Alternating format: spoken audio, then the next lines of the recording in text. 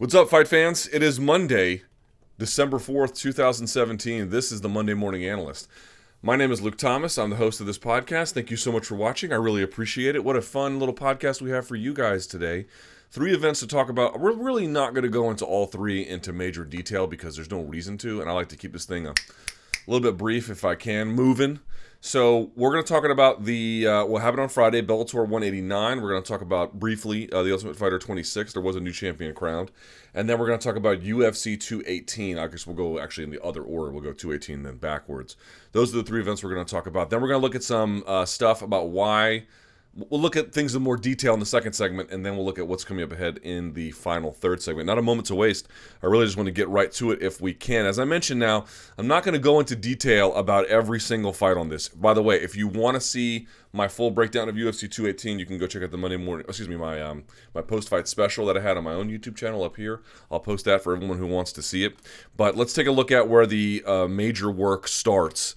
Max Holloway defeating Jose Aldo at 4:51 of the third round. This was at the Little Caesars Arena in Detroit, Michigan, for an attendance of 17,587 for a gate of 2 million. That's very nice. Those are very respectable numbers for the UFC. So it should be noted, I had a bit of a down year. That actually ended up looking pretty good for them. Max Holloway again defeating Jose Aldo, almost identically to how we finished him the second time. I don't want to spoil it, but I went back and I watched the first time they fought, UFC 212, and then I went back and I watched this one just to see how Max Holloway did it, and I came across a detail that I couldn't believe. Max Holloway is so smart and so capable, it's going to blow you away. We're going to look at that in the second segment, but what can you say about it? It just felt like to me 6 months between fights is just not enough time against a guy like Max Holloway. And he gets better and better and better. You know, maybe an immediate rematch within a month would have been better or something. But even then, I just don't think. I think generally speaking, Max is just way ahead anyway. And more to the point, what is Holloway reasonably going to be able to add to his game in that amount of time to make up the difference? Nothing. I mean, when you're 31, your game is basically complete. You can sharpen up some things. You can get a game plan in a certain direction. But you're more or less the fighter that you are. And I think you saw that. And more to the point, when I explain how Max Holloway did it in the second segment, seriously, I saw that and I was like, Max, you clever dog. It is, I haven't seen anybody talking about it, and I was shocked. You cannot believe how modular the game of Max. I mean, I don't want to make the comparison. All right, I'm going to make it, but I'm hesitant to make the comparison because of the political implications of what this device means to contemporary gun debates in America. But just hear me for a second. Max is like an AR-15. And what I mean by that is the AR-15 is a modular weapon. So you can add a lot of different components to it, whether it's so that you enable you to fire more rounds, to see better, to hold it better. It is able to be built upon in a way where a lot of other weapons are simply are as they are. You get an old, bolt action rifle. There's some stuff you can add to it. You could probably put on a better scope or something, but they're designed to essentially just be what they are. And there's modular homes too. There's all kinds of modular things in the world. I'm just trying to, without getting into too much of a non-MMA territory here, just impart to you, just without considering the larger debate about this, just think about what that means to have a weapon that is, relatively basic in nature, but that you can add things to it to make it do certain other things it needs to, and it can essentially fulfill those requirements by those modular add-ons very, very easily. It's very malleable in terms of mission accomplishment. It's very, very easy to build out for a variety of different purposes. Max Holloway's game is modular. It can do a lot of things basically, and if he just adds certain strategies or brings out other parts of his game that he needs for something else, he can just go do it. It's incredible. It's incredible to watch a master tactician like Max Holloway. I don't think he gets enough credit for what he's able to do and how he's able to redefine fighting in terms of, awareness of an opponent, in terms of such a total command of the fundamentals that he can go and do a lot of things that seem impossible for even other really talented guys. Again, I'll explain that in the second segment, but Max Holloway at 25-26 is an absolute treasure. Francis NGannou defeating Alistair Overeem at 142 of the second round. I mean, what do you want to say about this? A lot of people are like, well, Alistair's chinny and Arlovsky's chinny. Yeah, that's true. But did you see physically what Ngannou did to his body with the punch? Like, with the physical impact it had on him, the whiplash that it seemed to have nearly caused? I mean, it's an extraordinary amount of power. I really don't know how anyone can deny that. I mean, it's just an absolute force of nature, terrifying thing for him to be able to do that. And to find, like, the reactive time in the middle of some kind of chaotic, cross punch battle, right, where they're both throwing their heavy punches at each other, and to be able to find that in motion and just absolutely, like, nearly take his head off. I mean, that punch would have knocked out a horse. Let's be real about that. So, yes, I agree that Overeem and Arlovsky, the two of the bigger names that he's put down, don't quite have the wherewithal to withstand some of the bigger punches anymore in their career. But, I mean, just watching what it did to his body and seeing how other people have KO'd Overeem in ways I've never seen him KO'd like that. It's absolutely incredible. And now they've set themselves up for a brilliant match versus Stipe Miocic. And the great part about it is Ngannou, I think at this point we can all say, a better striker than we probably imagined. Clearly a natural for the game, but doesn't have much time, and there's still a lot of questions about maybe cardio in the third round or wrestling skills. So the match against Miocic, provided he competes in it in a certain way, provides a great amount of intrigue. Henry Cejudo defeats Sergio Pettis 30-27 across the board. Not a lot to say about this one other than Cejudo's better wrestling and more natural wrestling, able to grab the leg and wrench it up and then dive him over. It's hard to do. That's actually not a very easy takedown to do. You have to basically pull them into you and up and over to get them to do it. But if you've been doing it for 20 plus years, it probably comes a little bit more natural to you than somebody else. Not the prettiest one in the world, not the most dominant one. Certainly one that's going to leave some questions about which direction the UFC is going to go for Demetrius Johnson and TJ Dillashaw, but a very clean win, a dominant win, and getting back on the winning track after those back-to-back losses that he had previously. Eddie Alvarez defeating Justin Gaethje at 3:59 of the third round via KO knee. This one got warmer and warmer and warmer. It wasn't quite the barn burner I think folks thought it was going to be, although it was tremendous. Don't misunderstand me. But I think folks thought from the word go it was going to be rock'em sock'em. But really the reality was Eddie Alvarez had a fantastic game plan of just constantly touching, firing a heavy shot, getting out of the way, touching. So it kept Justin Gaethje making a lot of reactions, which then Eddie Alvarez could read and adjust to. It kept Justin Gaethje a little bit offensively muted. I mean, don't get me wrong. I mean, that's not... If you're looking for offensively mute, that's not the best example of it, but I'm merely saying relative to what he's capable of at the higher end, he was somewhat pushed down in terms of what he could do because Eddie Alvarez just stayed in his face. Pretty amazing job by him. The resiliency physically after his face blew up and his leg was a disaster is just remarkable. And now he's got wins over former Strikeforce champ Melendez, former UFC champ Pettis. Obviously, he became the UFC champ by beating another champ in RDA. He now has beaten Justin Gaethje, the World Series of Fighting champ.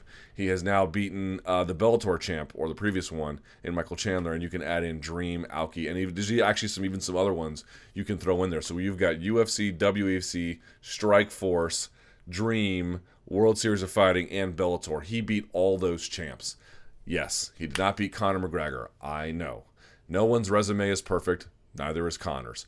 But to have that many other scalps on your resume, pretty goddamn impressive by one Eddie Alvarez. Tisha Torres defeating Michelle Waterson, 30-27, 29-28, 29-28. Just seems like Michelle Waterson's not really great for this weight class. She's very, very talented. I think she can do a lot of things, but she's outsized. And this one, she was just kind of out-muscled a little bit. There were times when she had like a little bit more speed and hustle in certain positions, and then Tisha Torres was able to back her up with strikes or be in the clinch and sort of physically, not manhandle her, but you could just tell there was one athlete was physical for that weight class anyway. And then when you compound that problem with the fact that Waterson's just not natural at this one, she just never really could get out of first or second gear.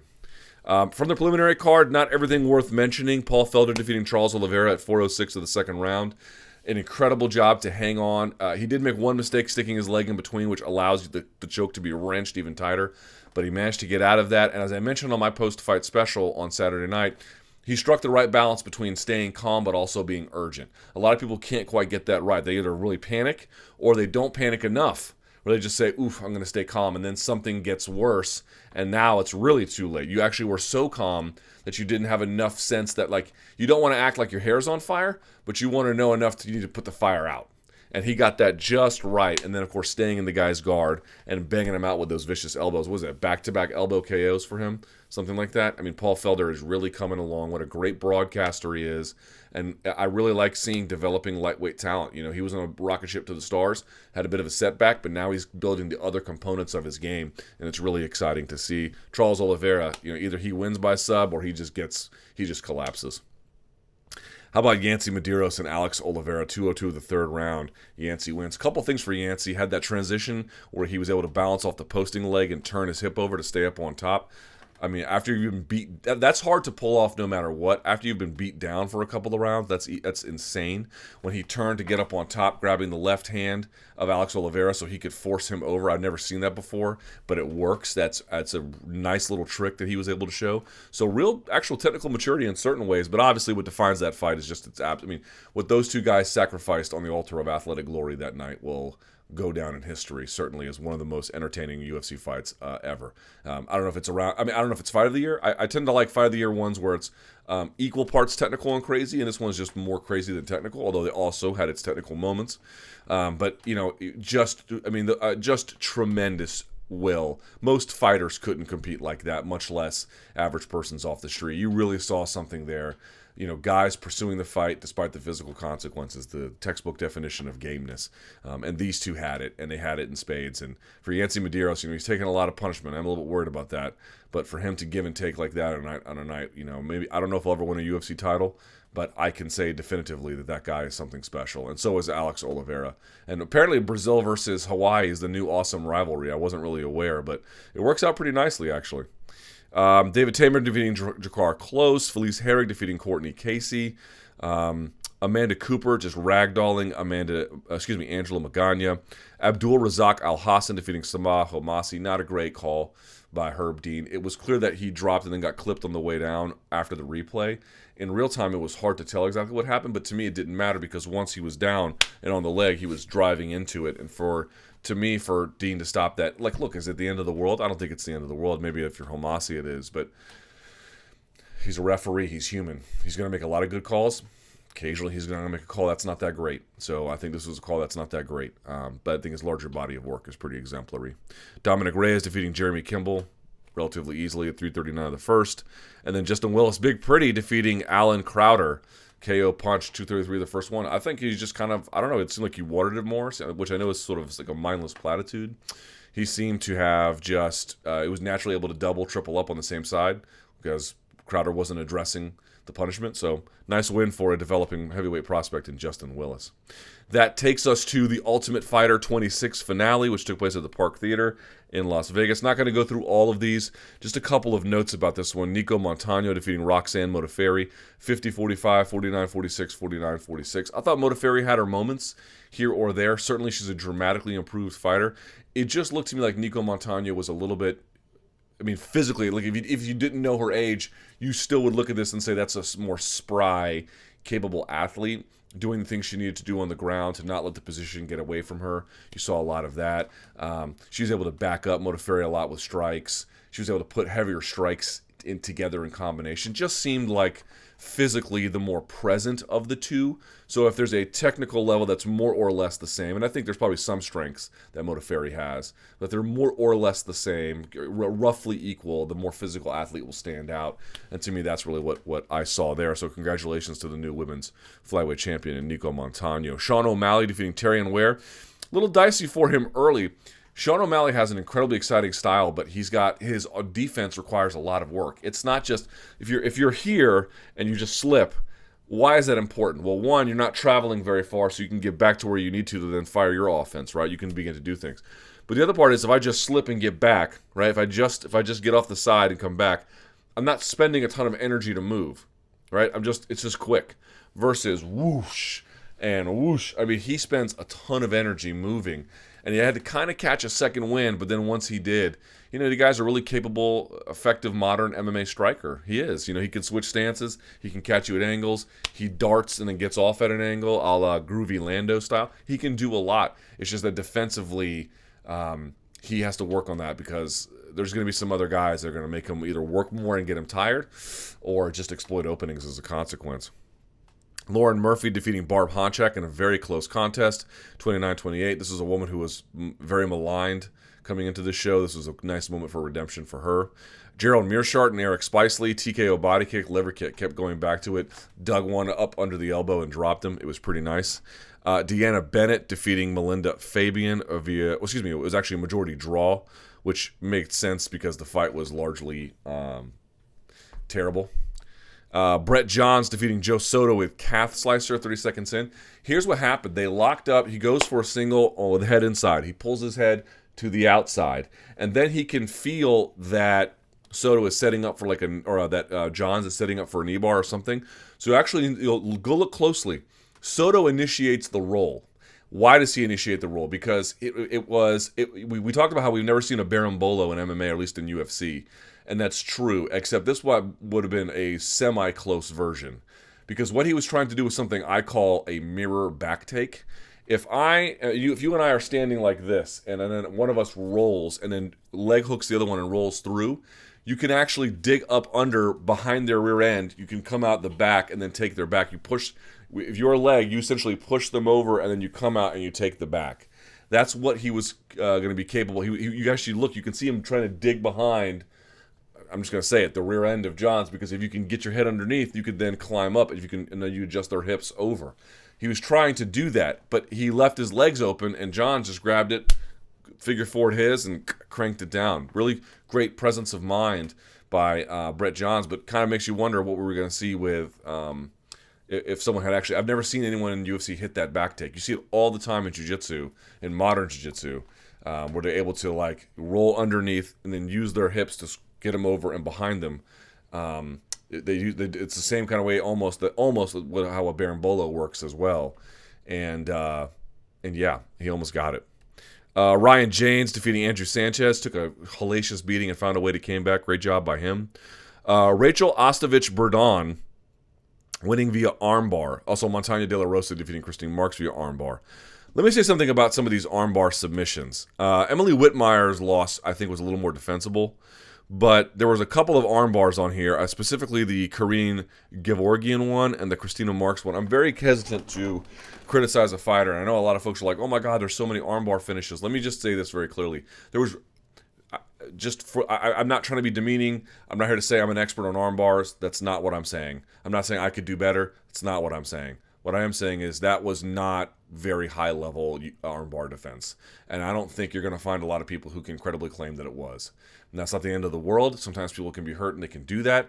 But to get someone from an armbar from the guard while they're fresh, so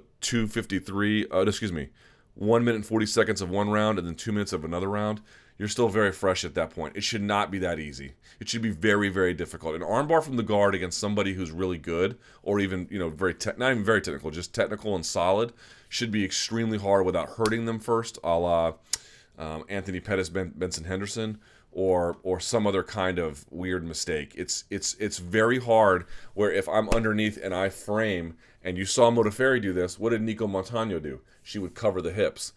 Every time someone would frame here, no one would follow.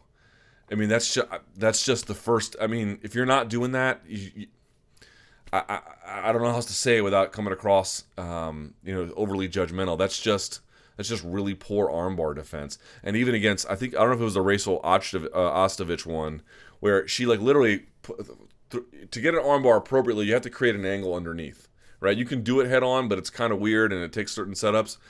You have to press on the hip. You have to turn underneath, and you have to bring their arm across with you, and you have to get the leg over the face, or the back leg of the face, so your calves, when they crunch down, can pull everything down and tight. That's what you need, right? Rachel Ostovich, and this is not her fault. I mean, if they give it to you, just take it. I think it was her. It could have been the other one, but one of them just puts their calf on the face and uses that to then help them rotate over. If someone gets underneath and they frame on you, you know you have to cover. If someone gets underneath of you and then uses two legs across the face, but the second one, which is the one that indicates the armbar, to then push them across, you have to know an armbar is coming. You have to know an armbar. I mean, it's like a pitcher winding up and you're in the batter's box. What do you think is about to happen next? He's about to launch that thing at you. It was, women's MMA is come a long way, and I'm here to say this is some, defining example of all women's MMA, because at the top they did really good stuff, and, look, there's going to be some incredible champions in this weight class, and to credit to all the ladies who won, you take what they give you. But I haven't been that shocked about armbar defense probably in the UFC ever. That was really, really not up to par.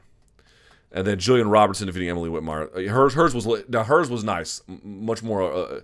Whitmire's is a little bit more defensible, although not. Whitmire's is a little more defensible, but the other two, not great. Which, by the way, takes us finally to Bellator 189. I believe this was in Old Nubberville. Yes, it was. WinStar World Casino, Thackerville, Oklahoma. Sam Cecilia on the prelim card defeating Marcos Galvan, unanimous decision, 29-28. That's a nice win for him at the featherweight class, by the way, for old Galvan, for those who are keeping score. Julia Budd defeats Arlene Bienko, split decision, 49-46, 47-48, 49-46. She retains her title. This is the one to pay attention to. Rafael Lovato Jr. defeating Chris Honeycutt, 29-28, then 230-27. Honeycutt was a runner-up for the national title at Edinburgh, went and trained at the Dethroned base camp with Josh Koscheck, and has come a long way. He's a significantly improved fighter, but I don't know that he's come along as like the blue chip prospect that we had imagined he would be at some point. And Lovato Jr., man, you all know about his jiu-jitsu, aggressive, got it in every position, but his game is now well-rounded enough where he does not need it. If you told him he can't use jiu-jitsu other than maybe, I don't know, to hold mount if he had it or something, he could do it. He could win on the feet, and he could win in wrestling. He can do a lot of things. He's a little bit older, so his punches are a little bit slower as an athlete than maybe they were if he'd been throwing them 10 years ago, but very, very impressed already with Rafael Lovato Jr. as a middleweight. He can do it all already. He's got a great base, and he's a talented guy. Chidi Njokuani defeating Hisaki Kato, 30-27 across the board. And Adam Piccolotti on a bit of a back-to-back losses here. Black belt out of AKA was an up-and-coming talent for Bellator. Has dropped 2 in a row now. This one had a catch weight at 160 to David Rickles, 30-27 across the board. He really lumped up Piccolotti in that contest. Appeared to have broken his orbital. Okay, so that's that. Let's do this now. Let's talk about how Max Holloway defeated Jose Aldo again. How did he do it again? What you're going to see is I have pinpointed 3 different reasons. There may be 4 or 5 or 6, but I'm going to pick the 3 ones that stood out to me. Now, I'm not going to go through the entire fight and show every slide I can. There's about 50 slides or so, not that many. We can go through these pretty quickly. But I want to think about the first fight. So I'll link up the old Monday Morning Analyst in the comment section below in the description box, because you should watch it as we go and explain exactly how he does things. Because he does something in the first fight that he doesn't do in the second fight. He actually does the opposite of it in the second fight. And to do that, to go one way and win and then another way and win, is just so utterly, completely, totally remarkable. It deserves some praise. So there are 3 reasons why I can say that Max Holloway defeated Jose Aldo. This is them. Are the 3 main reasons why Max Holloway was able to beat Jose Aldo again. Let me read them off to you, and then we're going to go into detail on all 3. Number 1, he changed direction. Number 2, he kept what worked from their first encounter and brought it back to the second encounter. And then number 3, he attacked the body. Now, he attacked the body in the first fight quite often, but he went even more to it this time, which I think you'll agree as we go through these, played a big role in why he was ultimately able to win. So these are the 3 main reasons together, just from a macro perspective. Let's dive into each of them and see what I mean. Let's go first to, what does it mean to say he changed direction? In the first fight, which I've put a little bit of a snippet here on camera, you can see in the moving video below, Max Holloway was able to beat Jose Aldo, but he did something kind of interesting. He went counterclockwise, circling him almost the entire fight. Now, it looked pretty similar to what he was doing. He was standing in an orthodox stance that time. He was standing in an orthodox stance this time. He was working the jab in the body a lot in the first fight. He's working the jab body a lot in the second fight. But what you noticed automatically is, overwhelmingly, I'm not exaggerating this in really any capacity. Max Holloway spent almost the entire first fight rotating in a counterclockwise direction. Now, there's other things he did which are a part of step 2, keep what works, that play a role in that. But let's just sort of talk about just that notion for a second. Understand that when you circle one way, certain offensive opportunities open up, certain defensive liabilities open up, certain shots are there, certain shots are not there. And again, he spent the majority of the time going counterclockwise, away from the right leg of Jose Aldo, away from the right arm, the hand, the fist of Jose Aldo, towards the jab, towards the outside of that. Now, he still scored from an orthodox position predominantly, but he went counterclockwise. In this fight, he did exactly the opposite. In this fight, he goes clockwise. He goes into the leg of Jose Aldo, the right leg. He goes into the right arm of Jose Aldo. Just consider what that means for a moment here, ladies and gentlemen. He was able to take some of the things that worked from the first and second fight, yes, but he fought basically Jose Aldo one way the first time and then directionally switched everything to make it work in the opposite direction. I cannot stress enough to you how impressive that is. I cannot think of many fighters who I could reasonably trust to pull that off. There's a lot of guys who can switch stances. There's a lot of guys who can switch stances in combination. There's very few who can stay in basically one stance, and basically push in one direction, and then almost do the opposite the second time, where you're presenting a new look, a new challenge, a new dynamic, and everything is backwards that time. That is, not everything, but a lot of things are backwards. That is so uniquely impressive. So you've seen below, and you can go back, and I'll link the last Monday Morning Analyst I did about this for the first time they fought at UFC 212, where he goes, Max Holloway, counterclockwise. Now watch him go clockwise. Here he is. This is the first round. Watch him, and when I was watching this in real time, I was like, why is he putting his back to the fence? This is why. They're trying to, in the words of his own cornerman, smother this hip. That's why they're changing direction. Again, it's not that you can't win either way.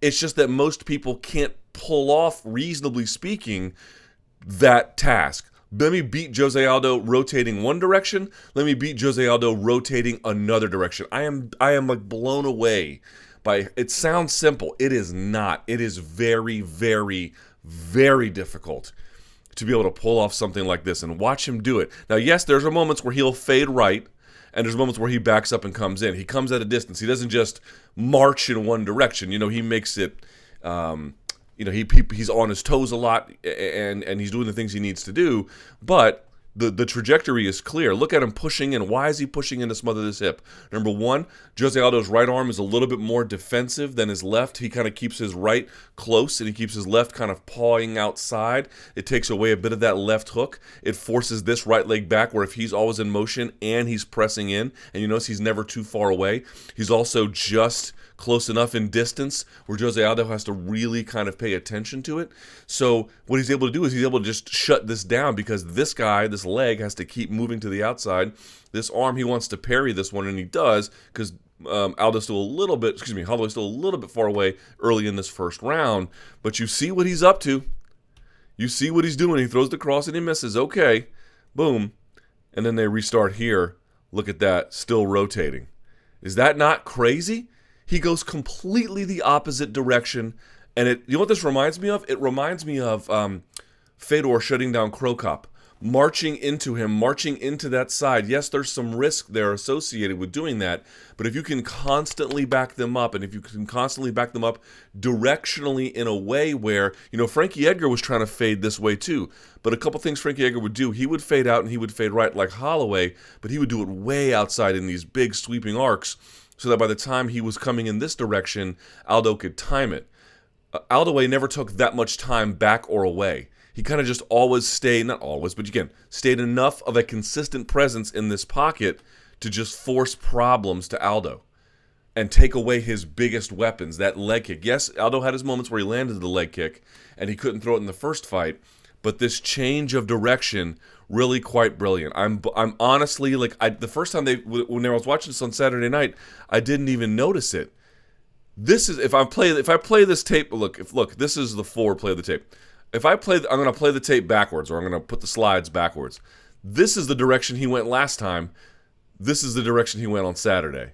It's shocking. It's completely shocking that somebody can do that and beat the greatest featherweight of all time. I can rotate left, I can rotate right. It really doesn't matter. I can beat you. And it must have been a bit disarming for Jose to fight a guy who went one direction the whole time and now goes completely the opposite direction the second time. Absolutely brilliant. This was one key to Max Holloway's win that I didn't notice it the first time they fought, or I didn't notice it, rather I should say, the first time watching this on Saturday night. And then I was like, you know what, let me go back and watch the first fight and see what I noticed. And right away, Max Holloway went one time, and a different direction the second time, and looked even better the second time doing it. Ladies and gentlemen, I cannot count on one hand the number of fighters who could do that. That is extraordinary. That is extraordinary. That requires a level of positional dexterity, spatial awareness, and ambidextrousness, if that's even a word, that almost nobody has. Max Holloway doesn't do super flashy things, but he's got a modular command of the game where he can just build whatever kind of offense he needs to beat you. If a guy can rotate one direction and do the exact opposite the next time, now it wasn't in an opposite stance the whole time, but if he can rotate that direction the opposite time, push into you in a completely different way, that is incredible. What an amazing ability to adjust by Max Holloway. Number 2. Keep what worked. Now, there was a lot of things that worked from the first time that they couldn't bring into the second time, in part because of step 1, they had changed direction.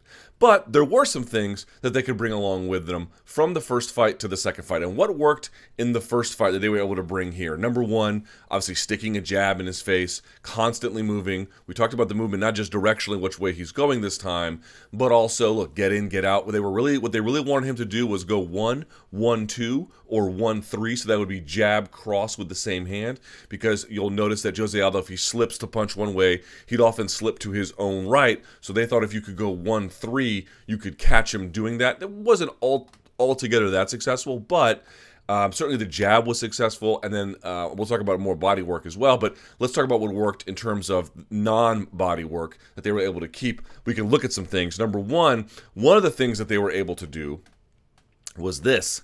One aspect of Max Holloway's pressure is, yes, we know which direction he's going to go. He's going to change direction into this. But sometimes he has to come forward, right? Here's what he would do. They knew that, and you saw these pivots. Aldo would do them against Edgar as well. Aldo will slip the punch and then pivot and turn to change the angle.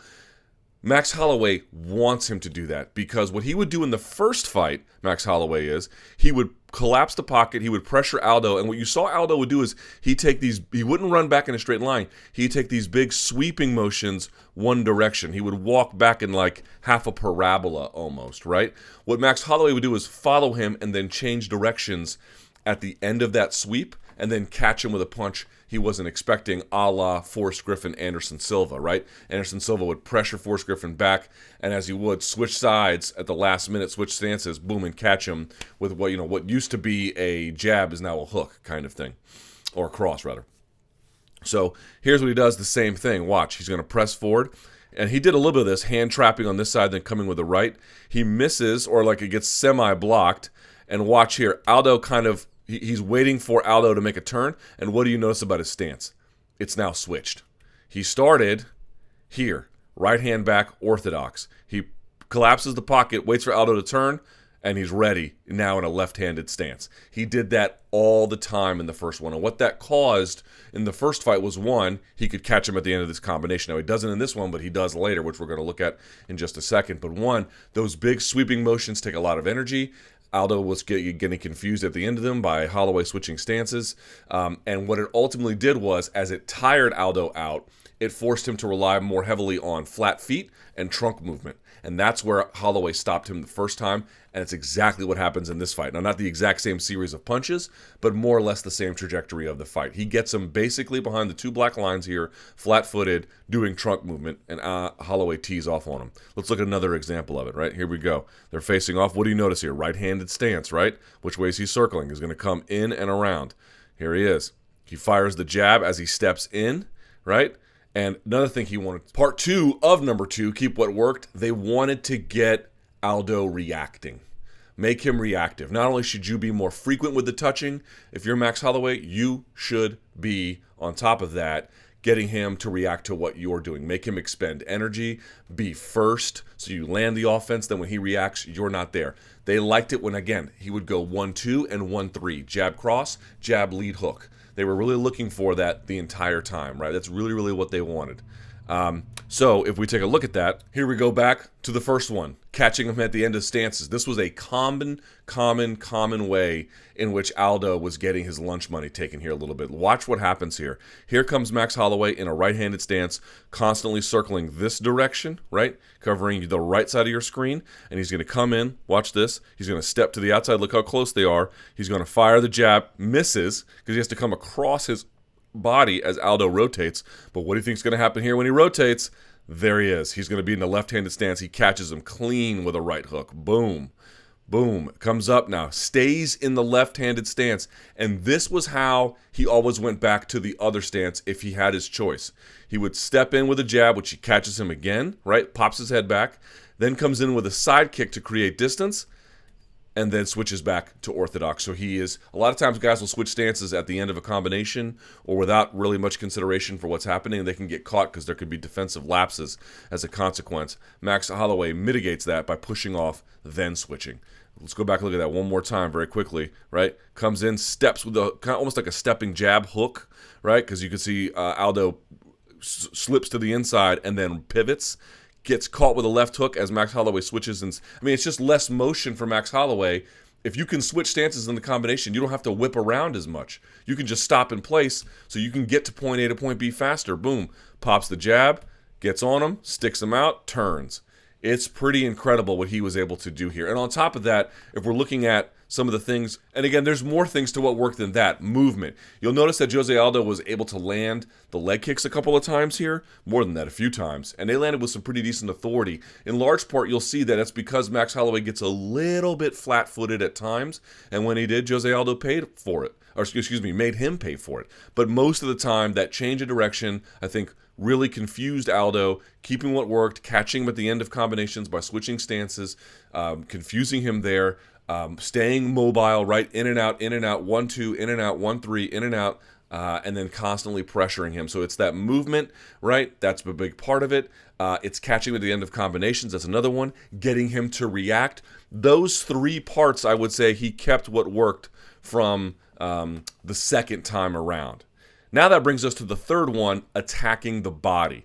Now, let's be clear about this. Max Holloway did a great job of attacking the body in the first fight. It's not here to say he didn't. And you could say, well, Luke, why don't you just keep it as part of the second one? I guess I could have, except I just wanted to really highlight it. I want to really highlight it. And let's take a look at some stats. This is from Holloway Aldo 1, or I should say Aldo Holloway 1, because he was the champion at that time. Now, look, normal caveats apply.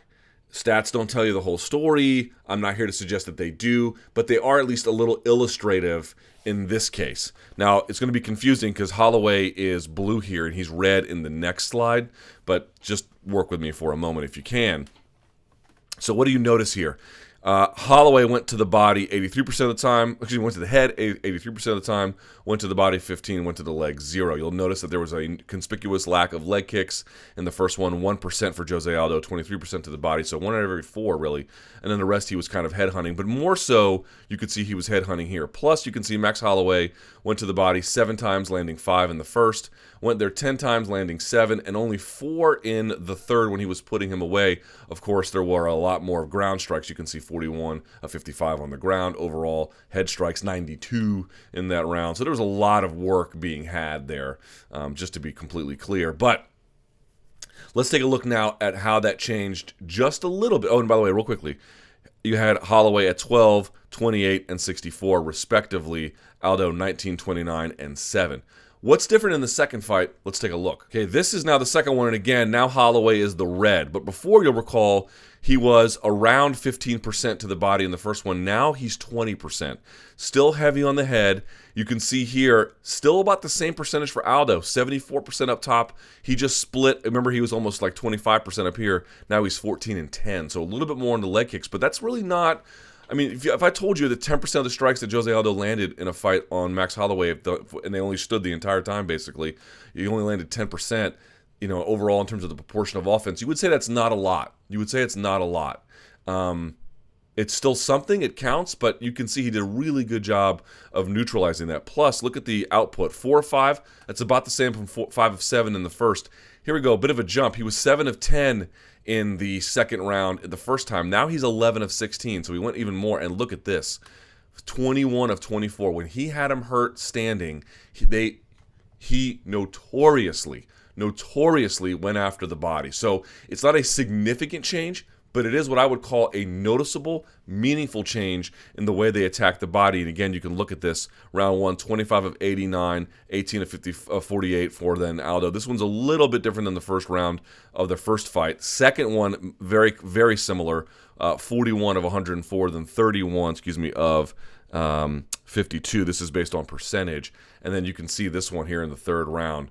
108 of 24, 38 of 63. So you can see he did a much better job of accumulating damage to the body as the fight went on. That was a big key consideration. Let's look at some slides that kind of show us a little bit of that. Okay, here we are now in the third round, and there's been a lot that happened in this third round. We're just going to look at this very quickly. He's got him here in orthodox stance behind the two lines. Remember I said before in the first fight, he would collapse the pocket, force Aldo back. Aldo would retreat in these big scoops, and Holloway would catch him at the end, switching stances into combinations. So then, over time, Aldo got tired and would just rely on flat feet and trunk movement. Here we are, deja vu all over again. He has compounded the problem now, but instead of being in the center of the cage, now he has his back against it. I mean, this is a nightmare. This is a nightmare scenario for Jose Aldo. So let's look at this. Boom, misses with an uppercut. What do you think is going to happen? As Aldo retreats out to the side, he's just going to follow him, cracks him with a right hook. He's going to keep on him, and then fires a left hand over the top. Aldo ducks it. I'm kind of in the way here. And then he comes back over the top with a right now from after he had switched stances. So he comes here, they stay here, he switches now, left leg forward, now he's back to a right-handed stance. So here, left-handed, pivots, goes to a right-handed stance, even though he's throwing the right hand. He's throwing it now as a cross. So he's constantly pivoting and confusing, going through it. Here's Jose Aldo. He hasn't gone to the head yet. Watch. Or excuse me, to the body yet. What am I saying? Hasn't gone to the body yet. So let's watch this. Here he is. He backs up off of him. Now they both throw and they kind of land on each other at the same time, right? They clinch. They separate. He stays in a left-handed stance, catches him with a shot, throws a kick, follows up, and now he's back in an orthodox stance. So we got that stance switching. You're saying, Luke, where's the body work? Hold on just a second. Here it comes. He's going to step in, throws a jab. Jose leans out. Boom. Goes right to the body down below. Did a much better job of this time around. Did a much better job of this time around. Body, head. Again, his coaches kept calling for that 1-3. This was a little bit better in my judgment of a call. Let's watch it again. Different one. Goes through a jab. Jose Aldo leans off. He comes around, changes at angles to now he's in a left-handed stance. Boom. Catches him with a hook. What's he going to do? Boom. Goes right to the body. Went over and over and over to the body again. This is, to me, everything. This is everything all at once. Like, why did Max Holloway win? Well, number one, he got him tired, so he's using trunk movement. But before this, he was changing direction. And so what does he do? He leads with the jab. He knows what you're going to do. So instead, when you lean off to the right like that, he knows that Aldo's going to take this right leg and pivot and turn right behind it. And by the way, as a consequence, taking away the right leg, he does. So what does Holloway do? He stands in position. This time, just using that ambidextrousness, stays in a left-handed stance, catches him with a shot to the body, another hook to the head, and then another shot to the body. I mean, this is pretty remarkable stuff, ladies and gentlemen. You look at Anderson Silva and all the front kick to the face when no one was doing stuff like that, and it's amazing. You look at the relentless takedown ability of Khabib Nurmagomedov, and you say to yourself, my God, how can somebody do something like that? You have to think about Max Holloway's game as modular, as something you can just take and build like Legos. Whatever shape it needs to take, it can, because you can just modify it to that direction. Does he have the most amazing jab in MMA by itself? I don't know that he does. It's a very good one. I don't know that it's the best. Does he have the best footwork in MMA? It's very good, but by itself, I don't know that it's the best. Does he have the best armbar from the guard in MMA? I'm sure it's very good, but I don't know that it's the best. It's not about that. It's that imagine if you are very, very good at many, many different things, and you can just take that direction however you need to, depending on what the challenge is, especially in the stand-up department. He can move different directions. You'll recall in the Lamas fight, I think he fought that entire thing southpaw. And then Aldo, he fights right-handed. Here he fights Aldo right-handed again for the most part, except he just changed direction on him. How do you fight that guy? How do you fight a guy like that? You have nowhere to hide. You have nowhere to hide against Max Holloway. It does not matter where you are in that octagon. He is leaving trap doors, and he is slamming other doors in your face. And over time, when you get tired and he doesn't, then the end happens. Max Holloway is an incredible, incredible talent. And this was a masterclass in adjustments. Last but not least, let's take a look at what some of the MMA that's coming up in the week ahead. A few things to pay attention to. There's obviously going to be some smaller cards, but let's talk about the ones that we know of for sure here. Hold on, let me pull this up.